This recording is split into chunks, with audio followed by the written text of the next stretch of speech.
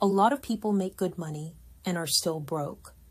I mean, there are people earning $300,000, $500,000, even $1 million a year who are still financially stressed, still living month to month. Why? Because every time their income increases, their lifestyle increases even faster. The luxury car, the oversized mortgage, the designer shopping habits, Hermes, Balenciaga, Balmain, Chanel. What starts as, I finally made it, quietly turns into, I have to keep earning this much just to maintain my life.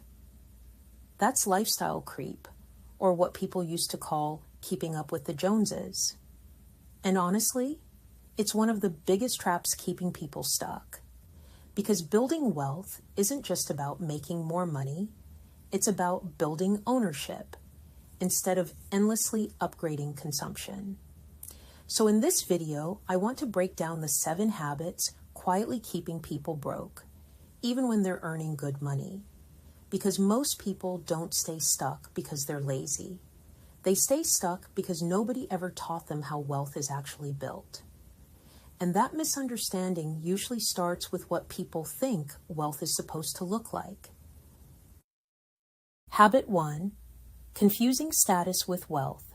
One of the biggest misconceptions people have about money is thinking wealth is something you see.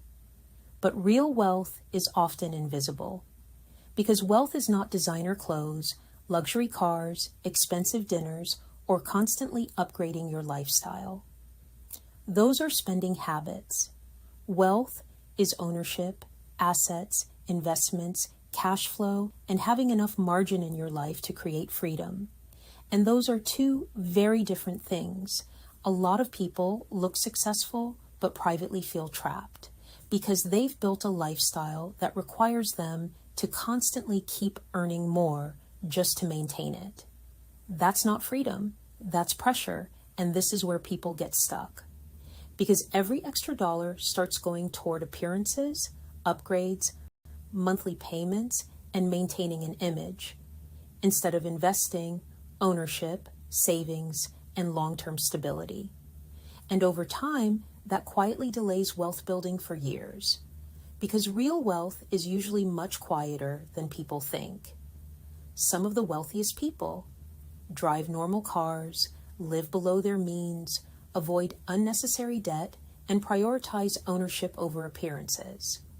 Not because they can't afford more, but because they understand something most people don't. Looking wealthy and being wealthy are not the same thing. Because the moment lifestyle becomes about appearances, it usually starts becoming expensive to maintain. And for a lot of people, that's where the real problems begin. Habit 2, living with no emergency fund. Another one of the fastest ways to stay financially stressed is constantly financing your lifestyle while having no financial cushion underneath you. And this has become incredibly normalized. People are now using debt to buy clothes, vacations, electronics, concert tickets, beauty products, food delivery, sometimes even everyday essentials. And the rise of buy now, pay later made this even worse. Financing used to feel serious. Now it feels invisible. Everything is 4 easy payments. 0% today. Split it monthly. So people stop asking, can I actually afford this? And start asking, can I afford the payment? That's a dangerous mindset because payments pile up quietly. 1 subscription here, 1 payment plan there, 1 credit card balance somewhere else, and suddenly people making good money still feel trapped every single month. And remember, credit card companies want you in debt because that's how they make money. The average credit card interest rate in America is now somewhere around 20 to 25%. Think about how insane that actually is. A $100 dinner can quietly become $125, $140 for food that's already gone.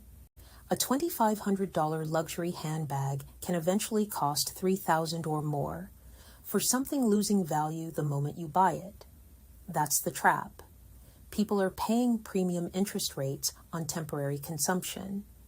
And the scary part? A lot of people are doing this while having almost no emergency savings. Studies have shown many Americans don't even have $500, much less $5,000 saved for emergencies, which means a car repair, medical bill, job loss, emergency flight, or broken appliance immediately turns into credit card debt, loans, or survival mode. That's why emergency funds matter so much, because life will happen. Unexpected expenses are not rare, they're guaranteed.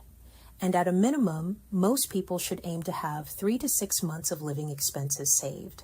That means rent or mortgage, utilities, food, insurance, transportation, and basic necessities. Because if your income suddenly stopped tomorrow, you want time. Time to think clearly, time to make smart decisions, time to recover without immediately drowning in debt.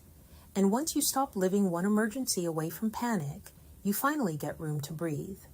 And once people finally create that breathing room, the next step is learning how to keep building from it. Habit 3, paying yourself last.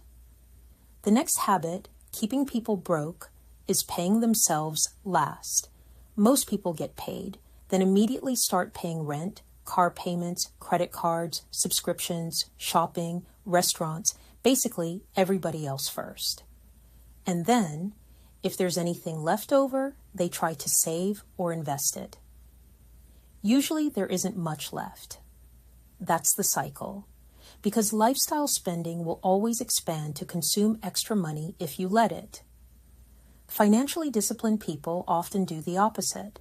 They pay themselves first, meaning saving first, investing first, building assets first, before expanding lifestyle spending.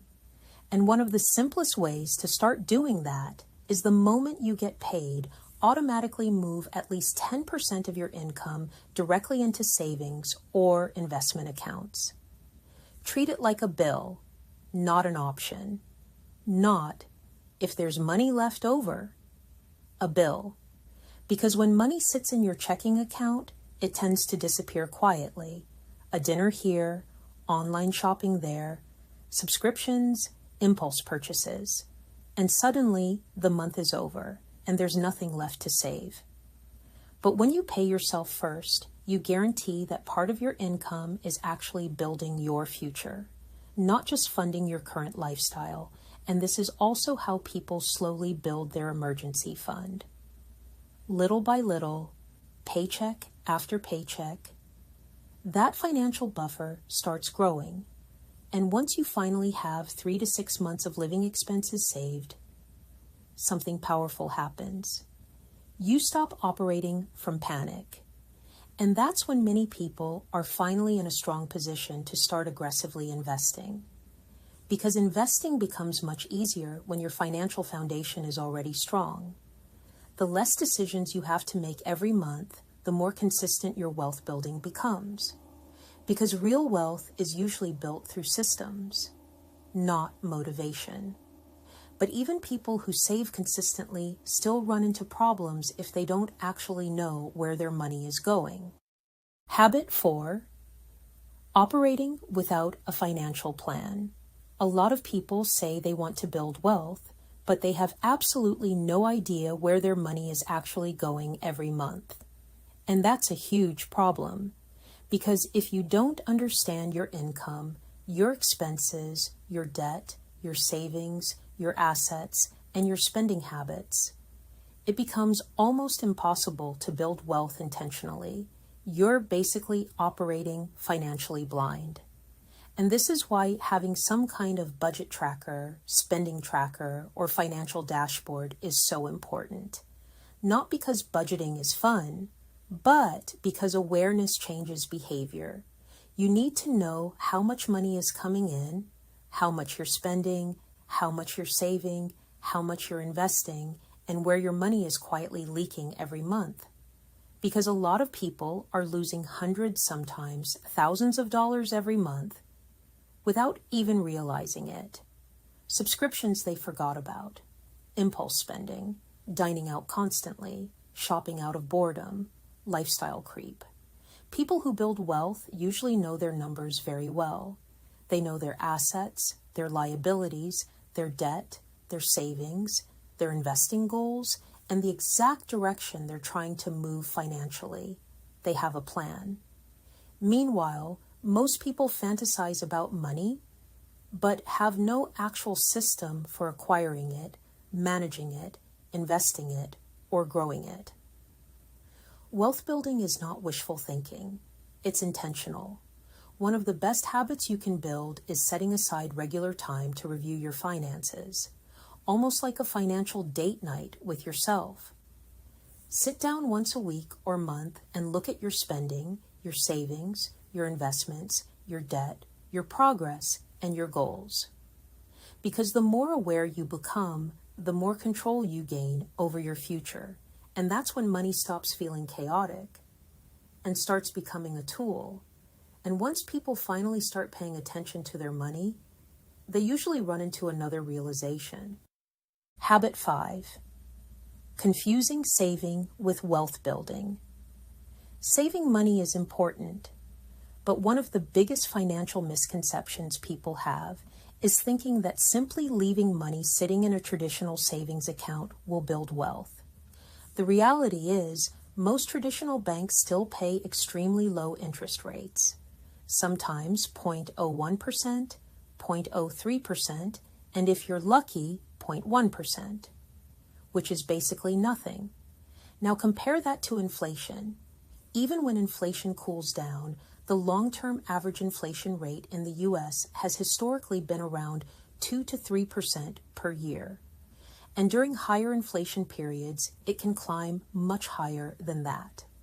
So if your money is sitting in a traditional savings account earning 0.03%, while inflation is around 3%, your purchasing power is actually shrinking every single year, even though your account balance technically looks safe. Now, to be fair, high-yield savings accounts are much better than traditional savings accounts. Many high-yield savings accounts today offer somewhere around 3 to 4%, sometimes even higher. And that's usually where your emergency fund should live, because emergency savings need to be safe, liquid, and accessible. But here's where people get stuck. Once they finally build their emergency fund, they keep all their money sitting in savings forever, and that's usually where growth stalls.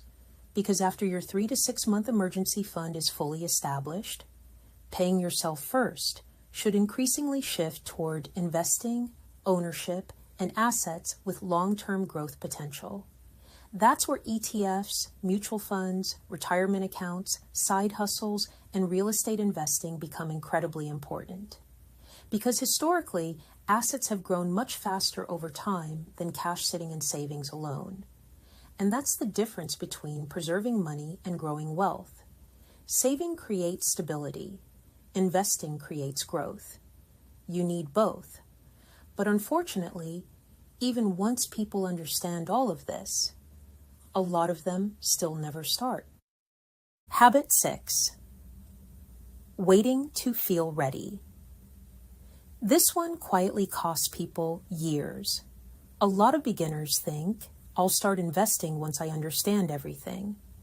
But most people never feel fully ready, because investing always feels a little intimidating in the beginning, especially when the financial world throws around terms like ETFs, Roth IRAs, passive income, index funds, the S&P 500, like everyone is magically supposed to understand them immediately. So people spend months researching, watching videos, comparing ETFs, and never invest a single dollar. Meanwhile, time keeps passing, and time is one of the most powerful tools that exists. The people who build wealth early usually aren't the people who knew everything. They're the people who simply started. And once people finally do start investing, there's one more thing many of them completely overlook. Habit 7. Paying too much in taxes. One of the biggest mistakes people make is not understanding taxes well enough to make the system work in their favor. Now, obviously, I'm not saying you need to become a CPA or tax attorney, but understanding basic tax strategy can make a huge difference over time, because taxes quietly eat away at income, investment gains, dividends, and long-term wealth accumulation. A lot of people focus so much on earning more money that they completely ignore how much money they actually keep. That's why understanding things like 401ks, Roth IRAs, HSAs, deductions, tax loss harvesting, and tax-advantaged investing becomes incredibly important. For example, when you contribute to a traditional 401k, you're often lowering your taxable income today. That means more money invested, lower taxable income, and greater long-term compounding potential. Meanwhile, accounts like Roth IRAs allow qualified growth and withdrawals to become tax-free later on, meaning dividends, capital gains, and long-term growth can compound much more efficiently over time. And that matters a lot. Most people also misunderstand tax refunds. People celebrate getting $3,000, $5,000, sometimes even larger refunds, like it's some kind of bonus. But the reality is that money was already yours. You basically gave the government an interest-free loan all year and then celebrated when they returned it. Ideally, you don't want a massive refund or a massive tax bill. You want your taxes structured efficiently enough that you owe them very little, or they owe you very little. Because the goal is keeping more of your money working for you throughout the year, not giving Uncle Sam free use of it. Because building wealth is not just about how much money you make, it's about how much you keep, how efficiently it grows, and how intelligently it's structured over time. Because in the end, most people don't become stressed overnight, and they usually don't build wealth overnight either. Both are typically the result of small habits, repeated consistently over time. The good news is, habits can change, and once you start understanding ownership, investing, compounding, and long-term thinking, everything starts shifting. Because real wealth is usually much quieter than people think. It's not built through constant consumption, status, or looking successful. It's usually built slowly through consistency, patience, discipline, and intentional decisions repeated over time. And honestly, that's what this channel is really about. Learning how to use money as a tool to create freedom, stability, ownership, and eventually, peace of mind. So if you want to learn more about investing, building long-term wealth, and creating financial freedom, make sure you like, subscribe, and hype the video. And remember, money is the tool. Freedom is the goal. Never confuse the two.